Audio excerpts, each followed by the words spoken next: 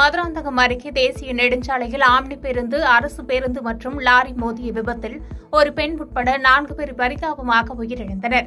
செங்கல்பட்டு மாவட்டம் மதுராந்தகம் அருகே உள்ள பூக்கத்துறை என்ற இடத்தில் அதிகாலை திருச்சியிலிருந்து சென்னை நோக்கி வந்த ஆம்னி பேருந்து, விழுப்புரத்திலிருந்து கிரானைட் கற்களை ஏற்றி வந்த லாரி மற்றும் கும்பகோணத்திலிருந்து சென்னை நோக்கி வந்த அரசு பேருந்து ஆகிய 3 வாகனங்களும் ஒன்றன் பின் ஒன்றாக மோதிக்கொண்டதில் ஆம்னி பேருந்தில் பயணம் செய்த மருத்துவர் ராஜேஷ் மற்றும் பிரவீன், தனலட்சுமி உட்பட 4 பேர் சம்பவ இடத்தில் உடல் நசுங்கி உயிரிழந்தனர்.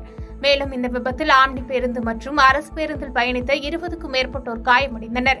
இவர்கள் சிகிச்சைக்காக செங்கல்பட்டு அரசு மருத்துவமனையில் அனுமதிக்கப்பட்டுள்ளனர். இந்த விபத்து குறித்து படாலம் போலீசார் வழக்கு பதிவு செய்து விசாரணை மேற்கொண்டு வருகின்றனர். பாதகம் செய்பவரை கண்டால் நாம் பயங்கொள்ளலாகாது பாப்பா, மோதி மிதித்து விடு பாப்பா, அவர் முகத்தில் உமிழ்ந்து விடு பாப்பா. அண்மை செய்திகளை உடனுக்குடன் தெரிந்து கொள்ள இணைந்திருங்கள் இயம்நாடு தொலைக்காட்சியுடன்.